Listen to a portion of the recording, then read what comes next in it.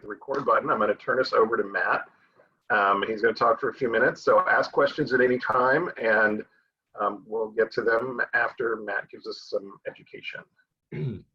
So I've thought a lot about what educational piece I wanted to share. And one of the things that really you hear talked a lot about in recovery, I've talked about it already.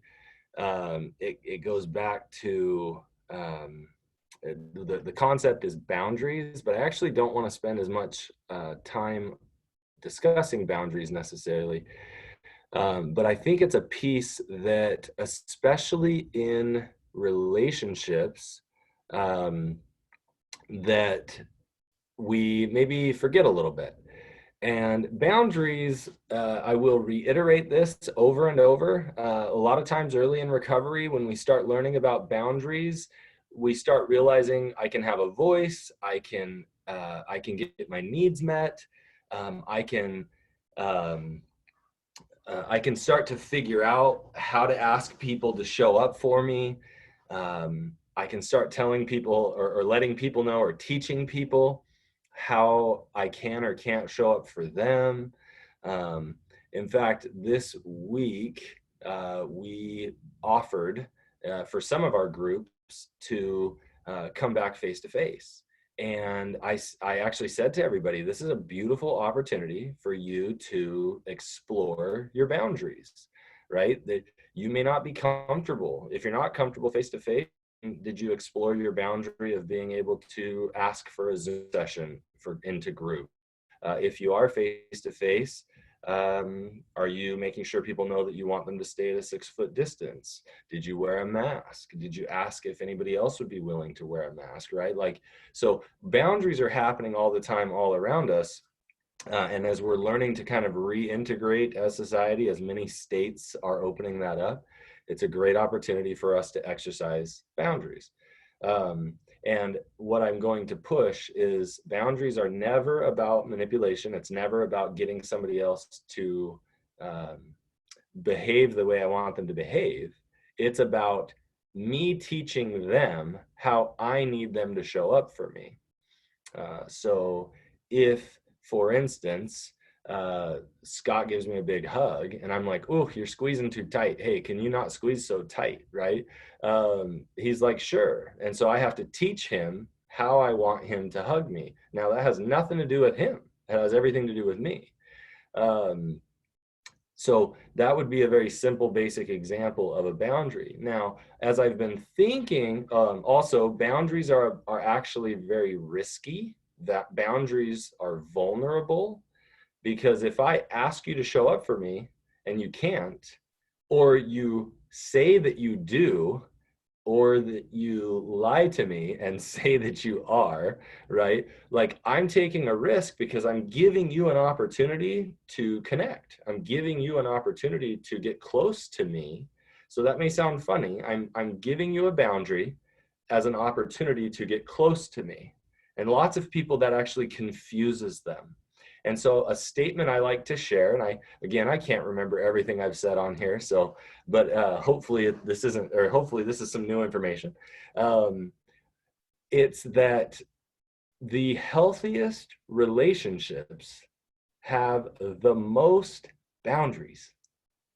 And when I share that with people, they're like, I don't like that. My best relationships, I don't have to worry about boundaries at all. And I'll ask them, well, tell me about what those relationships look like and who are those people that you don't have any boundaries with. And when I start to dissect it with them, what they end up telling me is this person knows me so well. They listen to me so well. They ask me questions. They hear me. They share with me what they like and don't like. We know each other so well. And they'll say to me, we don't have any boundaries, but what they're really saying is, I know what their needs are. I know what they like and dislike, and I know it so well that we don't violate each other's boundaries. And if one of us does, we have such a comfortable relationship, we bring it up. So again, I'm going to go back to, if I want to be close to you, I want to know what, I want to know what you like and dislike, what you need and don't need, because then it's going to create healthy safety for me to be able to get closer and you to get closer to me. Now, so there's that piece. And then there's the next piece, which is boundaries also require accountability. And what that means is, I'm going to take it from this angle. I might create a boundary for my partner. And let's say my boundary is, hey, I'm feeling really uncomfortable. It would really help me if you were to sleep on the couch and let me sleep in the bed tonight, and I had a little bit of space. That would be very helpful for me. Now, what I can't choose in this, in my boundary and in my need, is how it's going to affect my partner. And I have to be accountable that my need impacts my partner. So I can say, you know what, tell me how it feels. I might ask, tell me how it feels that I'm requesting this of you. And they might tell me, well, I'm sad. I feel like I've been in a really good place, and I'm sad that you're not feeling safe or comfortable. And so I feel a little bit rejected. And I can own that. Oh, okay. I'm not going to own that I'm rejecting you, but I can own that my need and my boundary impacts you, and you feel rejection. Right? I don't need to try and explain, here's why it's not rejection. I can just say, oh, I can see how my need might feel like rejection to you. And I hurt for you, or I'm sad, or I wish that wasn't the case. I wish we were in a different place, whatever that might look like. But I'm going to own that I have accountability, that my boundaries are going to impact other people. They might love my boundary and go, oh, I'm so glad you told me. Now that I know, that helps me feel so much more comfortable where we are in our relationship. Now I know how to act around you. Or it might go, man, that makes me feel really uncomfortable. That makes me feel sad. Okay, I can see how my need will bring up sadness for you. So that's kind of what I wanted to throw out there on boundaries, and the healthiest relationship actually have the most boundaries, and then leading into, like I said, boundaries and accountability, and being okay with owning our impact on our partner. Thank you, Matt. Speaking of boundaries, some of you may have noticed something inappropriate in the chat feature, so that person's been tossed from the room and can't log back in. So instead of boundary there. There's a hand up. We don't do the hands thing in this group. If you want to ask a question, please use the Q&A feature. And then there's a question. What is your opinion on adult nursing? If you could be a little bit more specific about the context for that, I think it'll be easier for Matt and I to answer. So while that's happening, thank you, Matt. Boundaries are such a great topic, particularly for this group, and particularly in the context of prodependence, because so many, particularly wives of sex addicts, we're on sexandrelationshiphealing.com. So let's say we have a wife of a sex addict, and she finds it difficult to set healthy boundaries without feeling manipulative or being manipulative, trying to control his behavior. And one of the things you hit upon was, boundaries should not be about manipulation. I always say they're about my needs and my behavior, not yours. But do you see that struggle often with betrayed partners? The struggle of, so I'm trying to make sure I'm clear here. The struggle of the betrayed partner learning to set boundaries that aren't manipulative, aren't trying to control the cheating partner. Yeah. So here's the hardest. Here's the hardest part around when somebody is first in recovery. When you have a betrayed partner who's first getting into recovery. When when they're first getting in, they're trying to figure out so many things. They're overwhelmed. And one of the first things they're taught is, hey, you need to have boundaries. Like, but and it's wonderful. It's beautiful, because really what they're being taught is, hey, you have needs too, right? You've been working so hard to typically to manage the emotions and manage the relationship and try and keep things under control, that that therapists and other helping people are trying to say, hey, you're allowed to have needs and you need to give voice to those needs. And so the betrayed partner is kind of going, oh, I'm allowed to have needs, I'm allowed to have wants, and I can voice those. And so do they struggle not to be manipulative? Yes. Like, in fact, uh, but it's tough. It's tough because I say yes, but it's hard because do I honestly think they're trying to be manipulative? No, they're trying to create safety. They're trying to figure out this whole I'm allowed to have needs thing, and I'm trying to figure out how to voice those. And sometimes it comes out as like, what I need is for you to make all of these changes so that I can feel safe or I can feel comfortable. And it's hard because it's like, okay, what I have to do as a clinician in that moment is really dig in and go, let's try and discover what your actual needs are underneath. And and so I think manipulation really is kind of this byproduct of like not knowing what what their underlying core needs and wants and desires are, and they've just got kind of this blanket, I need you to stop doing that behavior. Well, sure, but let's try and get down and understand, what is it about the behavior that is depriving you of a need? What need is being deprived? And then what can we explore as healthy boundaries to figure that out? So did that answer your question? Yeah, I think so. So I'm sure we'll get more into this as the session goes on. Matt and I got a question via email during the week, so let's take that one first.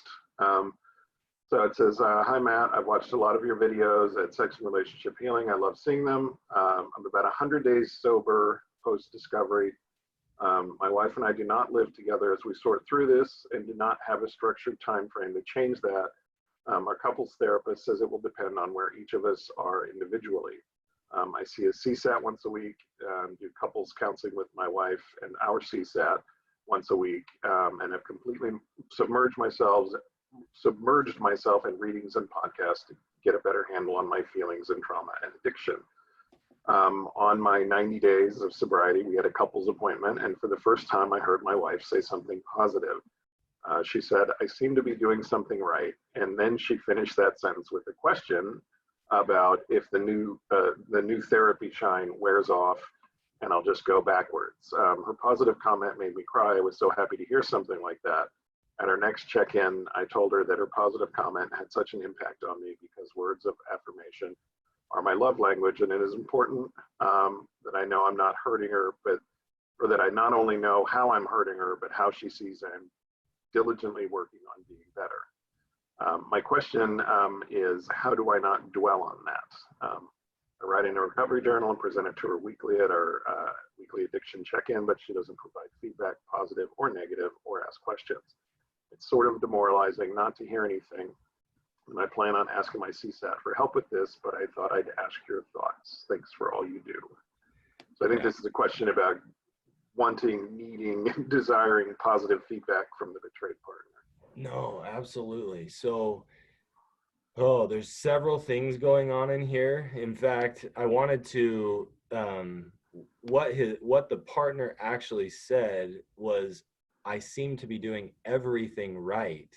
And I think, Scott, when you were reading it, you said something right, but and the interesting thing is that I feel like I can hear what's happening for the partner, as well as the person struggling with addiction here. And to answer, I want to jump in a couple of places. Let me see if I can slow it down enough. um, so how do you not dwell on that? Well, it's interesting because my guess is when I see betrayed partners in this place, typically they are trying to take a step back. They often have felt like their lives have been so enmeshed in and I actually don't know that I love that term, but they have been trying to figure out how to create um, connection and try all these different ways of loving.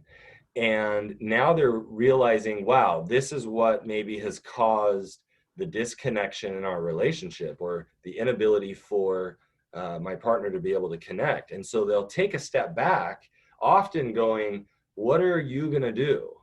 How are you, like, are you going to do recovery for you? Are you going to take care of yourself?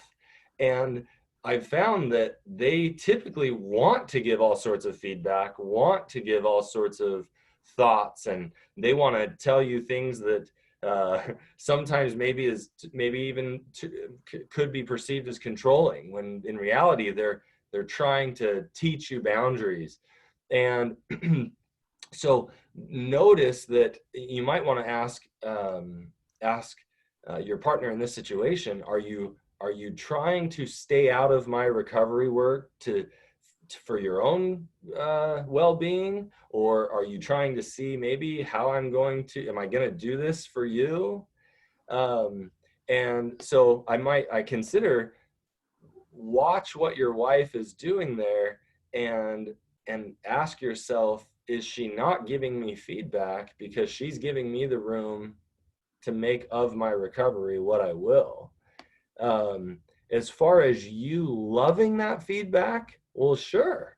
It feels really good to know that you've been doing everything right. Right now, interestingly enough, a lot of my partners, in this case, when their husband, right, in this scenario, when the husband is doing everything right, that can actually be terrifying for them, because they're thinking, well, it looks like everything's right. Is there something I'm missing?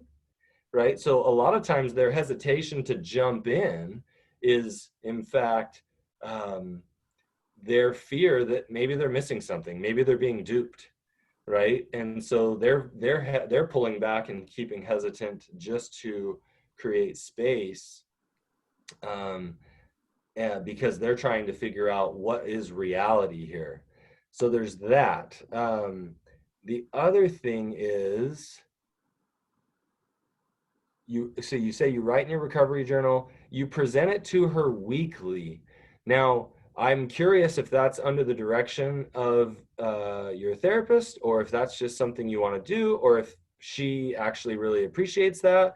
You say that she's not providing any feedback, positive, negative, or questions. My question there is, I've seen in some cases, and I think this gives you a good opportunity for you and your wife to discuss this. Why are you guys doing the check-in? Now, if it's under the direction of your therapist, that's great. I'm not going to tell you to stop or change it. But maybe you might ask her, do you want me to share this? I had a partner I was working with recently who had kind of said to me, you know, my spouse comes to me with a lot of details. And I kind of just felt like I guess I have to listen. I guess I need to hear it all. And I kind of, well, it was actually this person's individual therapist who challenged this partner and said, if you don't want to, do you want to hear it? And it's like, actually, I don't know that I need to hear it. Well, then tell them. Set a boundary. Tell them, you know what, for now, I'm not sure that I want to hear it. If it's working for you, fantastic. So you might want to explore, maybe she's not giving any feedback because she's not doing it for her. And she's just letting you do it because that's what she thinks you might need. So I would explore that a little bit. Then we get to this next piece. It's sort of demoralizing to not hear anything. And of course it is, right? You are working and doing your best. You want to recreate or create, maybe even for the first time, safety for your spouse. And so you're working really hard and you want some feedback once in a while that says, hey, keep it up, you're doing great. And I have one, Kim Buck, who switches off weeks with me. One time years ago, she said, expectations are premeditated resentment. And I think that's where a lot of demoralization can come in. And to be honest, I don't think that that was her original catchphrase, but you know, she taught it to me. And I've thought a lot about expectations. And I think expectations are premeditated resentment because expectations are unvoiced needs. So people will tell me if I don't want to be disappointed, I need to get rid of all my expectations. And I think, well, if expectations are unvoiced needs, then you're going to get rid of all your needs. That's not going to work. So what we actually have to learn to do is get rid of all of our buried needs and start to vocalize them. So what would it be like for you to ask your wife, are you comfortable giving me some feedback? Can you give me some positive feedback? Can you give me some negative feedback? Can you ask me any questions? Now, the truth is, she might say, well, I hear that you want that. I'm not comfortable doing that. So she sets a boundary. She recognizes her accountability on how that affects you, right? Which is great. But the other piece to this, that in recovery, there's I think it's on page 29 of Brene Brown's book, Gifts of Imperfection, where she talks about when she did all of her research around people who are wholehearted and people who are not. The only difference, if I remember right, between wholehearted people and people who are not is that the wholehearted people believed they were worthy of love and belonging. And now my push to you is, lots of times people who struggle with addiction often don't feel worthy of love and belonging. So they are looking for people outside of their circle to affirm them. Can you tell me I'm worthy of love and belonging? And I'm waiting for it, right? So your wife says to you, you seem to be doing everything right. And you're going, oh, that feels amazing. I've earned some worth of being, of having love and belonging. And it feels really good until it doesn't feel good anymore, until the next interaction and I don't get what I need. And so I feel like this is really long, but hopefully it's making sense. But what we have to learn to do, and I think this is part of the recovery journey, is we realize that early in our recovery journey, I am probably going to be affirmation seeking from other people. Please tell me I'm worthy, tell me I'm lovable. And that's not necessarily bad. While I'm also, I think that can actually be really good, because then I'm asking for it at least, and I'm vocalizing my need as opposed to burying it and hope they give it to me. And it's also really good to learn how to give affirmations. Now, man, I'm not going to lie to you guys. Early in my own recovery, I thought affirmations were a joke. You know, the old SNL skit, I'm good enough, I'm smart enough, and doggone it, people like me, right?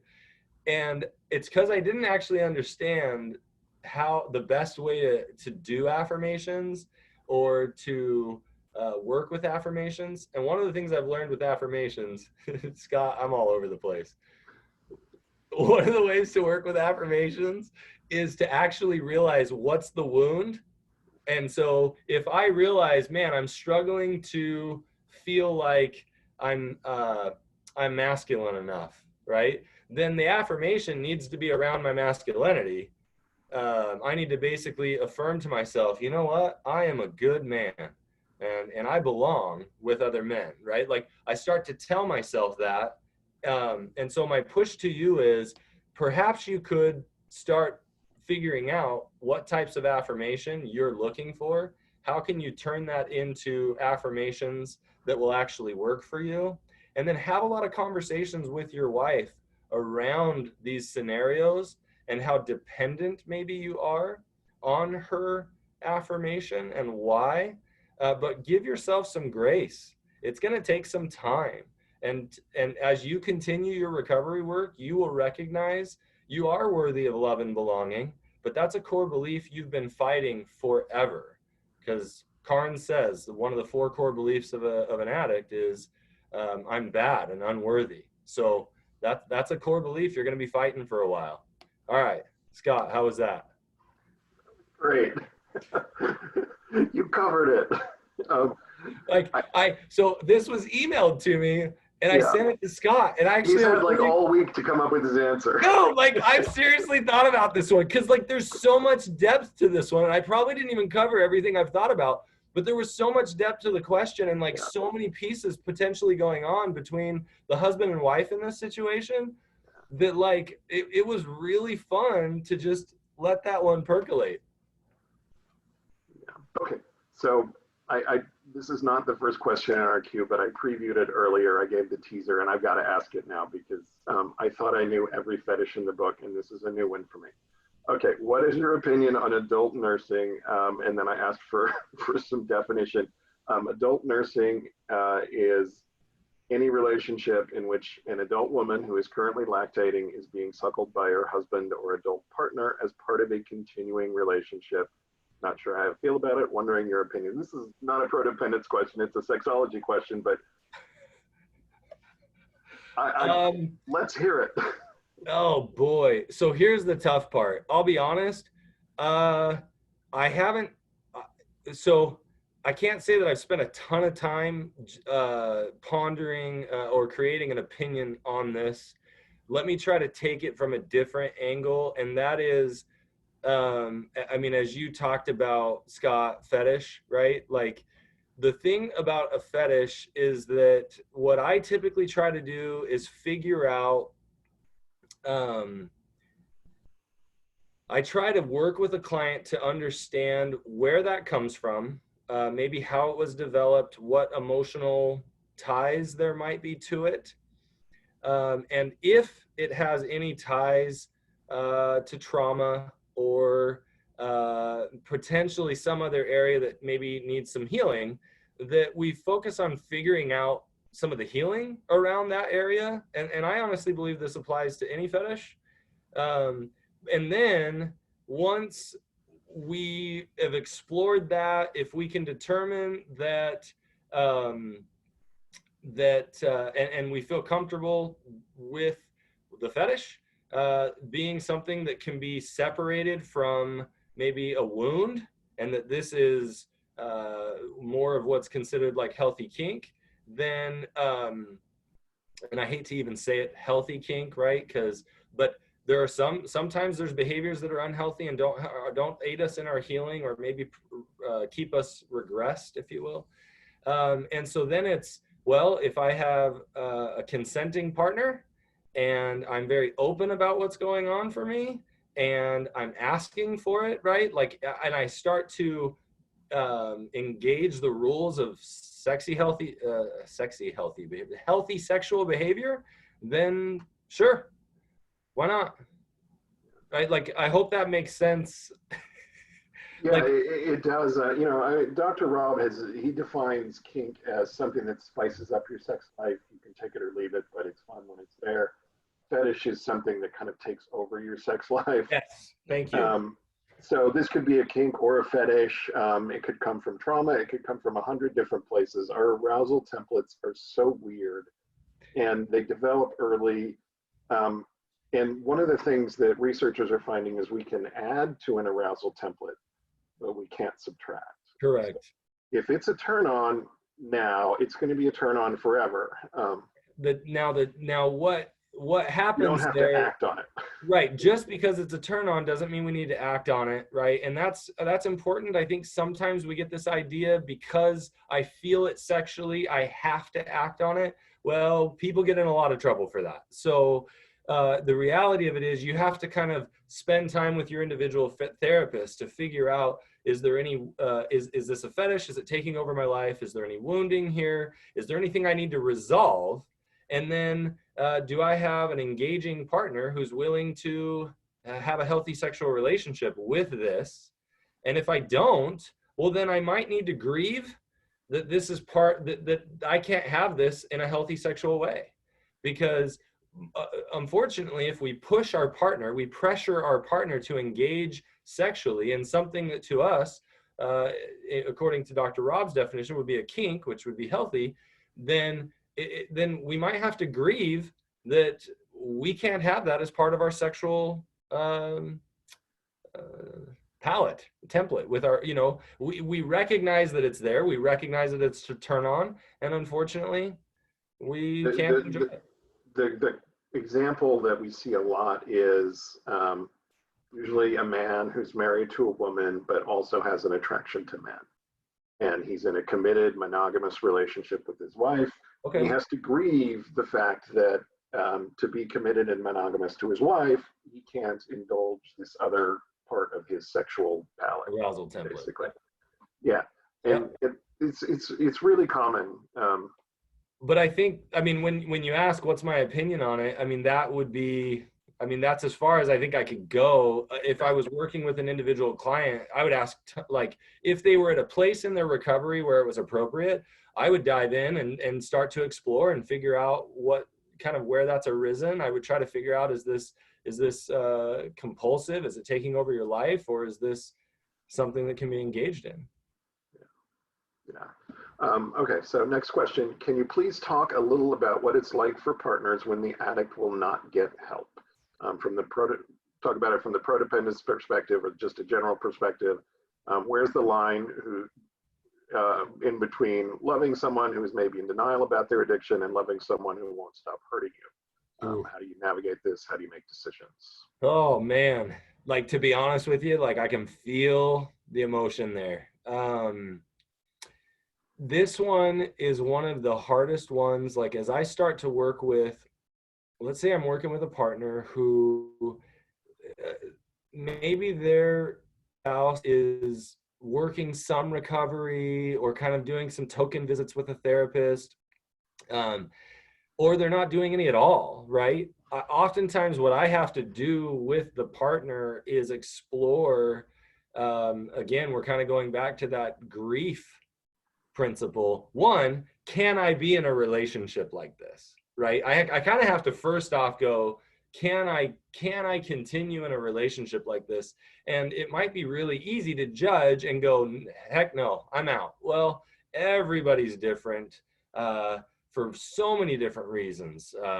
It could be children, it could be finances, it could be any number of reasons why it's just not so black and white. It's not so easy. And so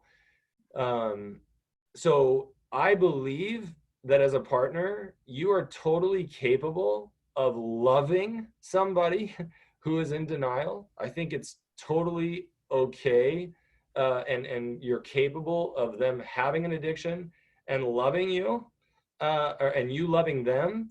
And you sometimes, if you're going to stay in the relationship, you might have to accept that the capacity for them to love is where it's at, and they are hurting you. I've seen some people, they're able to say, I'm not taking it personal anymore.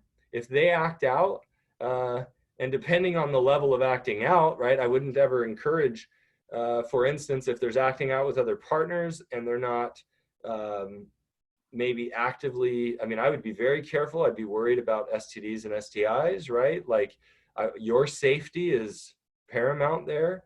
But I mean, if they're acting out, maybe with alcohol and they're getting drunk, like blackout, whatever, well, where is there danger, right? Can I continue to love them even though they're hurting me?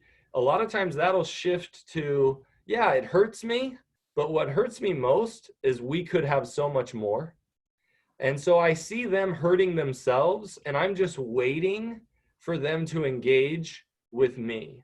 So I have to learn as a partner in that situation to grieve the loss, accept the relationship where it currently is, and recognize that they're really hurting themselves, and it's painful for me. And I just hope that they improve. Now, I don't ever fault a partner. Like, a lot of times I'll give a recommendation when you first get into recovery, try and give yourself a year. Is that an arbitrary number? I mean, in the sense of, with all the work that me and other clinicians I consult with that we do, you know, give yourself a year to get good, solid recovery under your belt. Because if you do make the decision to leave the relationship, which is a terribly difficult decision to make it from a place of peace, not a place of panic. If you leave the relationship from a place of peace, you will feel peace. If you leave it from a panic or an effort, and I'm not saying if you're unsafe, get yourself in a safe position for sure. But making a decision, oftentimes I encourage you, get a year of solid recovery. If you stay in the relationship, if you're going to stay in from a place of peace, knowing that your partner may or may never change, or their change is way slow, or make a decision to leave from a place of peace. So hopefully that answers the questions, some questions. Cool, thank you. Scott, anything else on that, or are we good? No, I think that's good. I mean, it's a painful place to be in, and you know, give yourself some time and get some clarity, and you know, and hope. You know, and it's very relevant to our boundaries discussion. You know, it's just, you know, can I let you in safely or not? You know. Totally.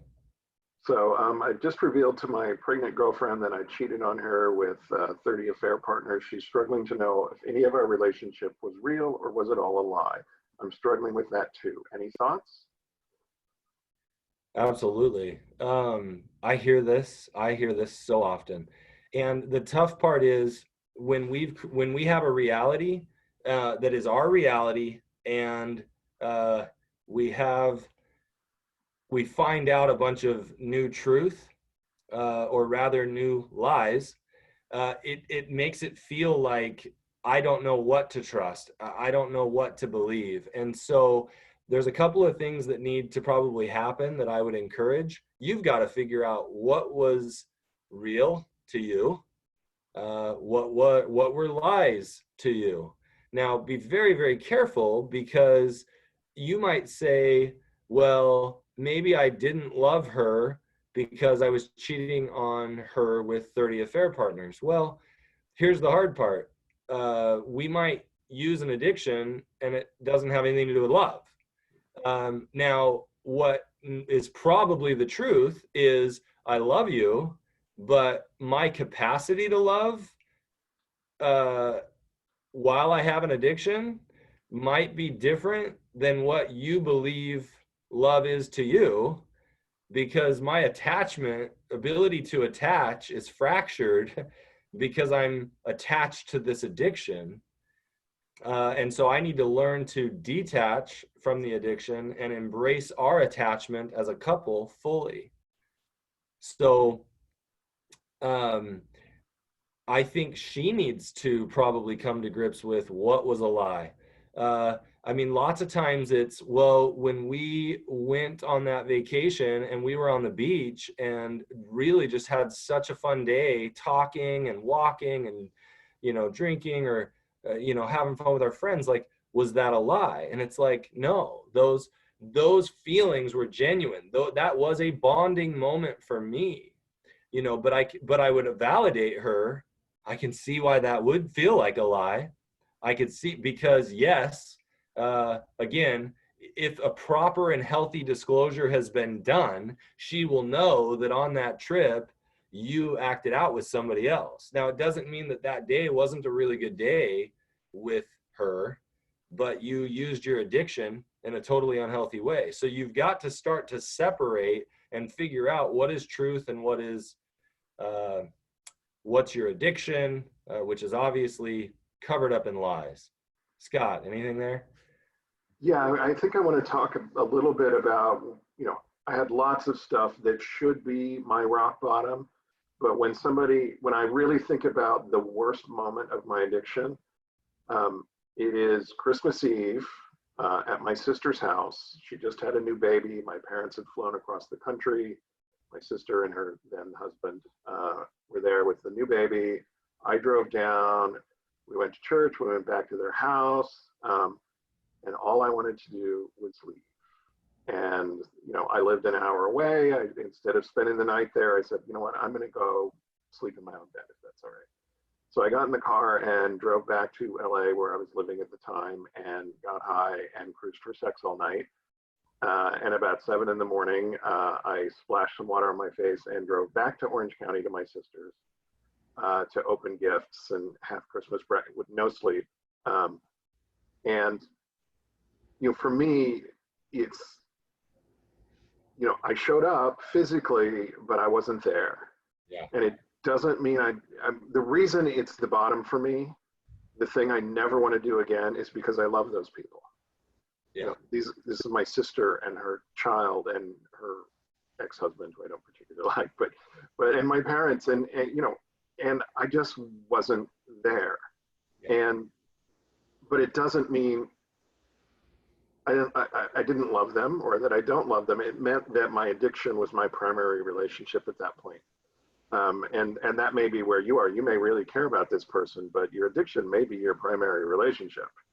And your truth might be, I love you, and I'm excited for our baby, and I'm excited for our lives together, but I don't know how to be fully connected, and I'm in recovery trying to figure that out, right? And that may feel super painful to her because she thought you were all in. And so, yeah, there's a lot of healing there for both of you, and I love the question. Yeah, and I love that you're here and working on this. That's a good sign. So, and ask me more follow-up questions on that if I need to get more specific. I'm happy to. So next one here, as a recovering addict, what can I do to respect and honor my wife's need to set boundaries without being or sounding manipulative myself? It's a good question. I think it's important when you're, and to be honest with you, the next question I think ties into it well. So I'm tempted to actually bring that up, but give me a second. So let's try. So I'd be curious how you're being or sounding manipulative. I guess I'd like a little more information there maybe, but I don't know whether we'll get to it today. But what I've found when somebody shares a boundary with me and I want to honor and respect it, I often will, but let's say I want to, but I don't know how, right? Like I'm struggling.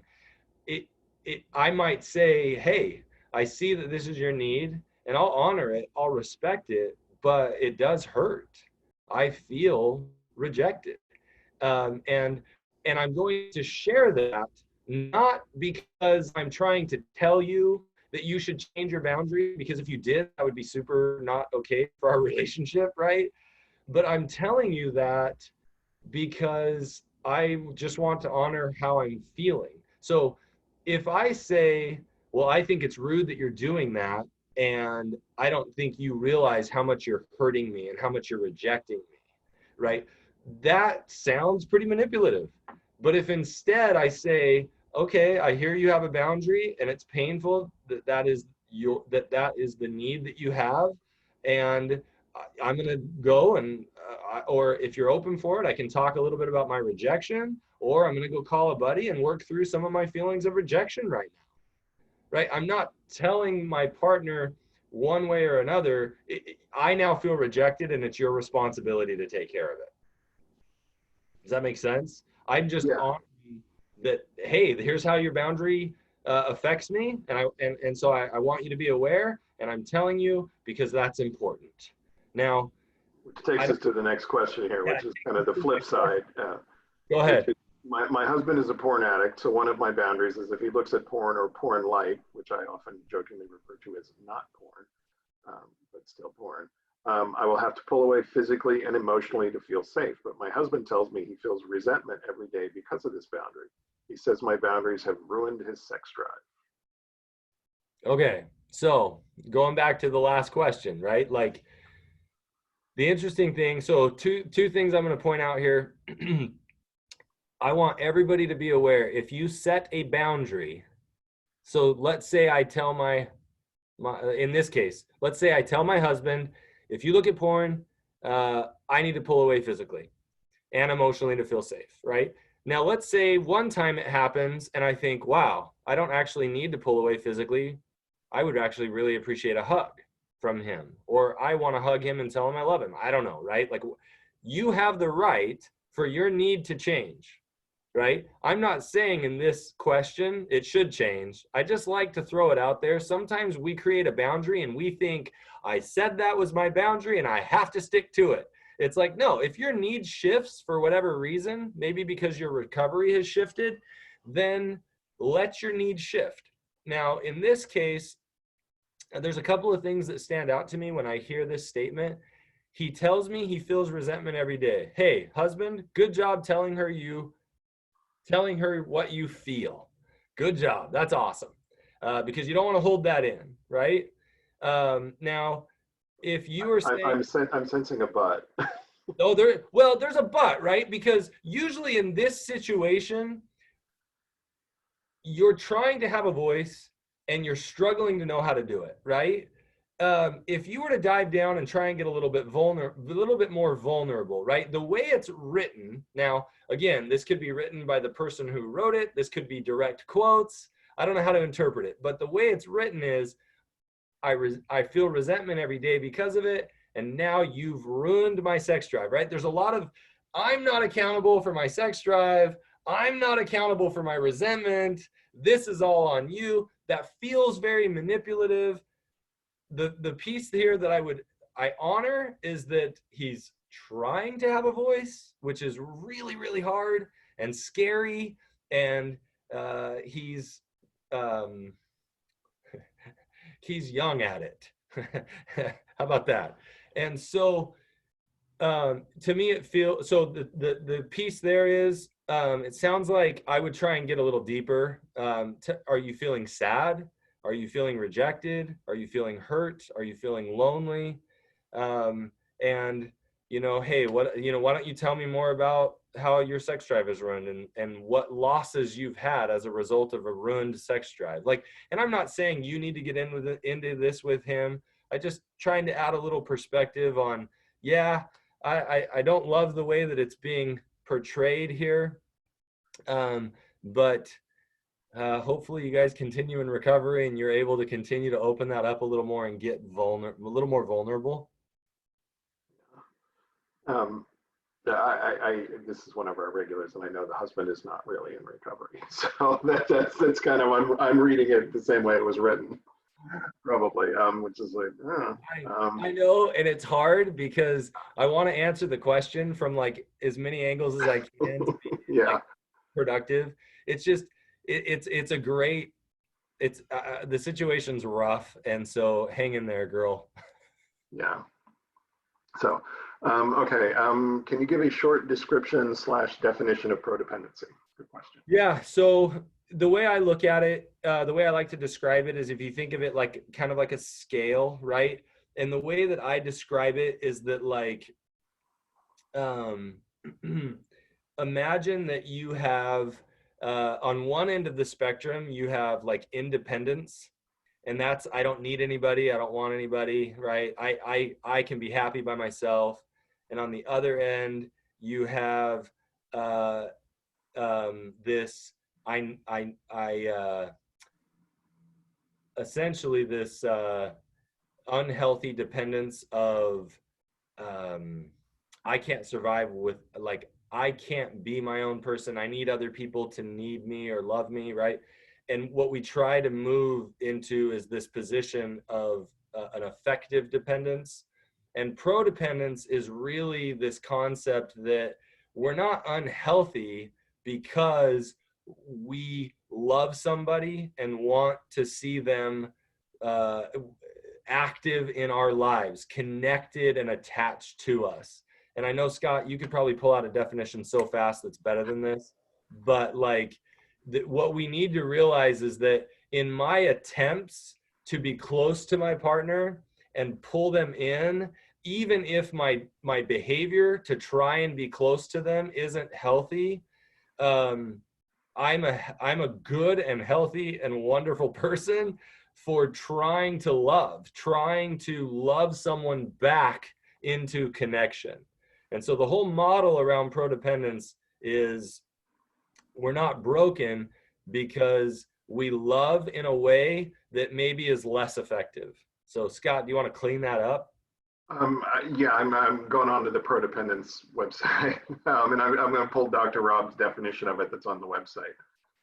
So I hope that's helpful. I'd happy to talk a little bit more about it. Like, there's a part of me when I get the question, I'm like, okay, do I need to give Dr. Rob's definition? Like, or yours?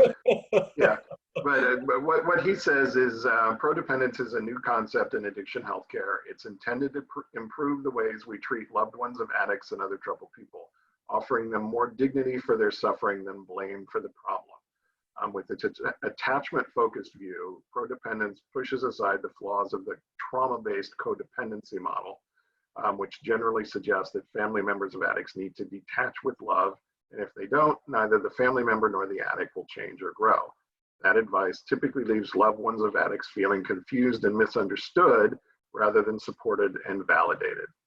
Prodependence approaches the matter differently, choosing to celebrate and value a caregiving loved one's willingness to support and stay connected with an addicted family member while promoting healing for that individual and the entire family.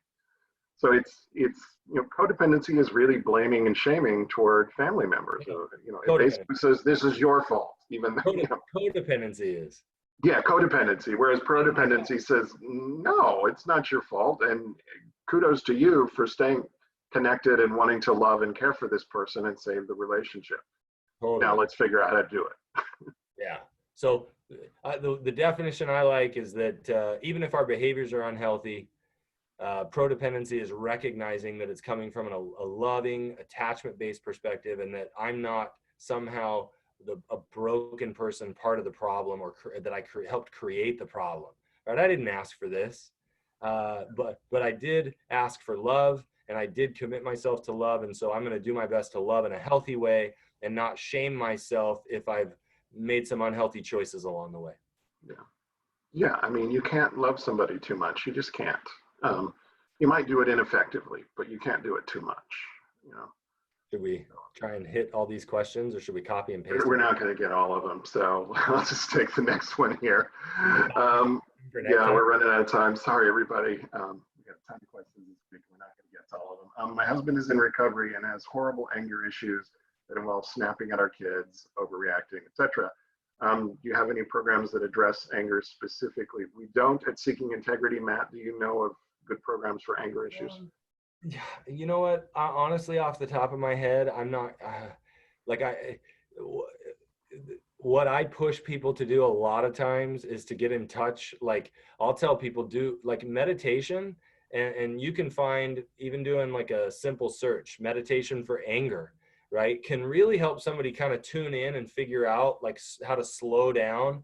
But it takes a lot of work. I mean, at times in my life have struggled with anger, and it can take a lot of work to figure out, why am I so angry? Why am I taking this out on my kids? Why am I taking this out on my wife? Like, what's going on? And that takes effort to really slow down. Right off the top of my head, I would say my go-to as an initial, while you're trying to figure it out, is you might try some meditation, specifically meditation for anger.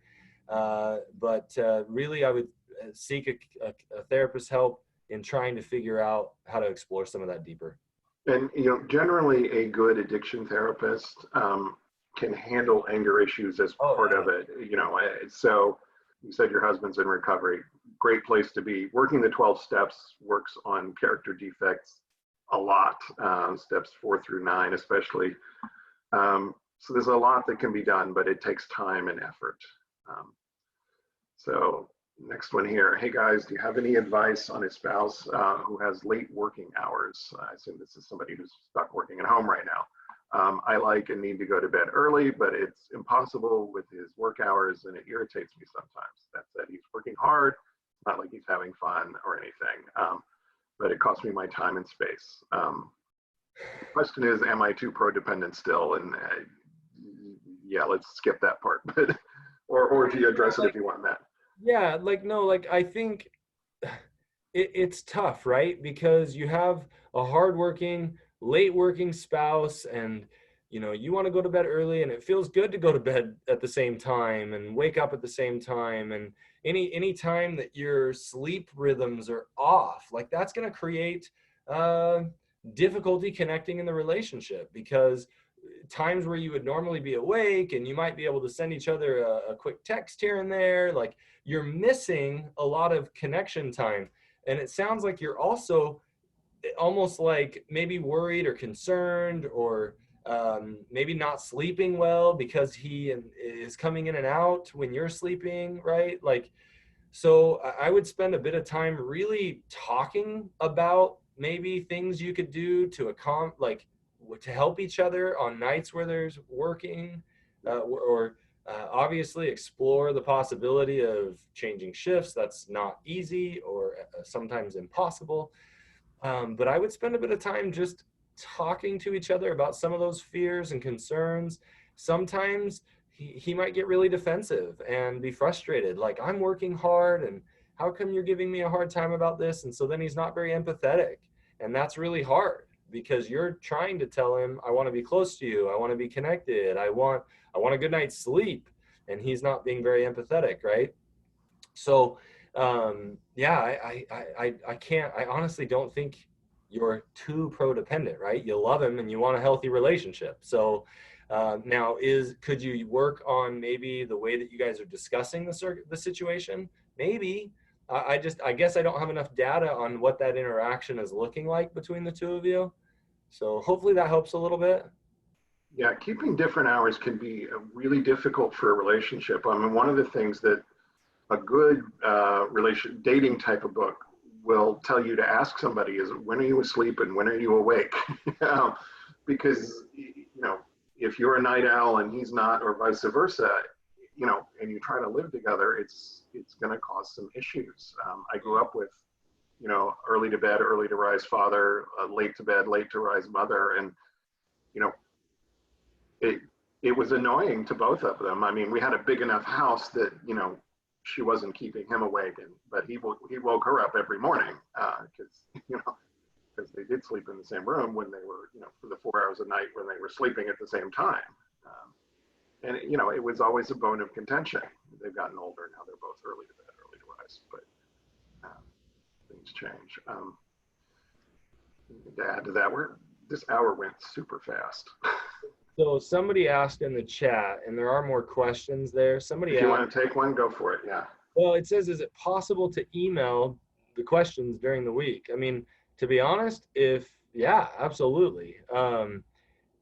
Do we want them to email me? Do we want them to email you? How does that work? I just put my email in the chat feature. It's very easy, scott@seekingintegrity.com. So you can email it directly to me. Make sure I know that you want it for Matt's group. And you can probably email Matt at his workplace. Yeah. His bio's on there, so you can track it down that way, I'm sure. Yeah, but the easiest thing to do is just email it to me, or just the contact us button on Seeking Integrity, and just put question for Matt Wheeler's webinar, and Tammy will forward it to me. I mean, I'll make sure we get them, because we've got 6 or 7 at least questions today. Yeah, I mean, honestly, if I have enough questions, I don't know that, I mean, I'll do my teaching pieces through the questions. And so I can skip. Yeah, if we have 6 or 7 questions before we even start next week, we'll just do a Q&A probably and try to get to everybody. So yeah, cool. All right, guys. Hey, beautiful questions. There was a question in the chat I would have loved to answer, but so hopefully you'll come back and we'll see you in a couple weeks. Yeah, if you guys want these questions answered, copy and paste them into an email and just send it to me. So I'm going to leave this open for a minute. Happy long weekend for everybody, or regular weekend if you don't take Monday off. And we'll see you in 2 weeks. All right. We'll see you soon. Thanks, Matt. Okay, everybody, I'm going to leave this open.